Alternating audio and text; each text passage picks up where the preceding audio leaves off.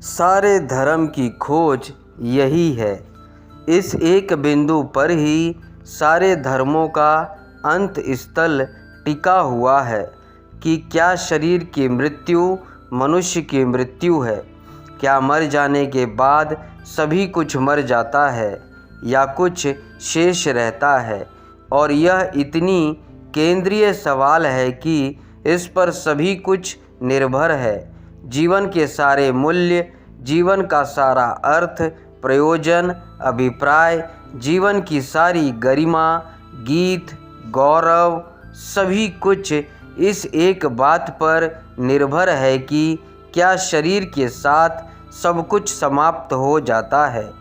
अगर शरीर के साथ सभी कुछ समाप्त हो जाता है तो ना नीति में कोई अर्थ है, ना धर्म में कोई अर्थ है, ना अच्छाई है फिर कुछ, ना बुराई है फिर कुछ।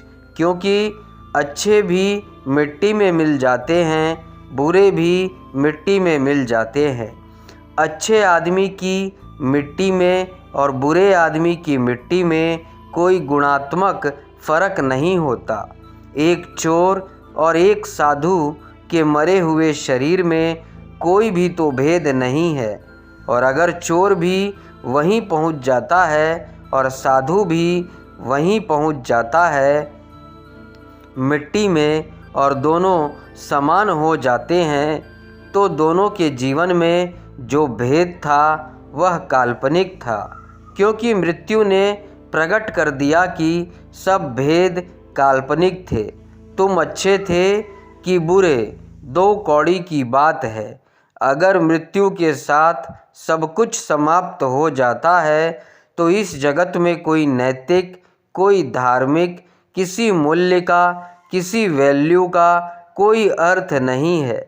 फिर बेईमानी और ईमानदारी समान है, फिर हत्या और जीवन दान बराबर है, फिर हिंसा और अहिंसा में कोई भी फर्क नहीं है।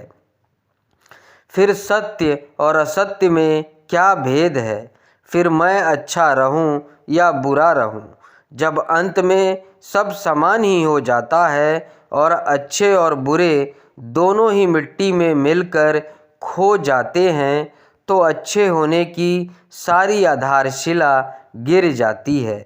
सारी साधुता एक ही धारणा पर टिकी है कि शरीर के साथ सब समाप्त नहीं होता।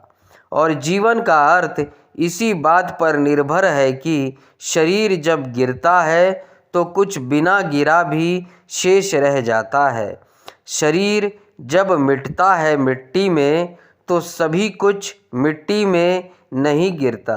कुछ मेरे भीतर कोई ज्योति किसी और यात्रा पर निकल जाती है। मैं बचता हूँ किसी अर्थों में। अगर मैं बचता हूँ तो ही मेरे जीवन का भेद बचता है। अगर मैं ही नहीं बचता तो क्या भेद है। फिर तो शायद जिन्हें हम बुरा कहते हैं वे ही ज़्यादा समझदार हैं, जिन्हें हम भला कहते हैं वे ना समझ हैं। अगर आत्मा भी मरण धर्मा है तो साधु मूढ़ है, ध्यानी अज्ञानी है, मंदिरों में पागलों की जमात है, मस्जिदों में नमाज पढ़ते हुए लोग विक्षिप्त हैं। क्योंकि वे जो भी कर रहे हैं वह किसी अर्थ का नहीं है। फिर आप प्रार्थना करें या जुआ खेलें, बराबर है। आत्मा अगर बचती है शरीर के बाद तो ही मंदिर और मस्जिद और गुरुद्वारा, कुरान और बाइबल और वेद कुछ अर्थ रखते हैं। महावीर, बुद्ध, कृष्ण और क्राइस्ट और मोहम्मद में कुछ भेद है, कुछ राज है उनके पास। वे किसी महान जीवन की कुंजी की खोज कर रहे हैं। लेकिन अगर शरीर के साथ सब समाप्त हो जाता है तो कैसी कुंजी और किसकी खोज। तब जीवन एक व्यर्थ दौड़ धूप है। शेक्सपियर का वचन बड़ा महत्वपूर्ण है। ए tell told by an idiot full of fury and noise, signifying nothing। एक मूढ़ द्वारा कही हुई कथा जैसा है जीवन, जिसमें शोरगुल तो बहुत है, मतलब बिल्कुल भी नहीं है। आत्मा की अमरता, आत्मा का शेष रहना, शरीर के पार आत्मा का अतिक्रमण करना, शरीर को दिया मिट जाए लेकिन ज्योति बचती है, यह सवाल नचिकेता उठाता है। नचिकेता कहता है, बड़ा संशय है। कोई कहता है कि आत्मा बचती है और कोई कहता है कि आत्मा नहीं बचती। मृत्यु के बाद क्या होता है, यह मेरा तीसरा वर है। यही मैं जान लेना चाहता हूँ।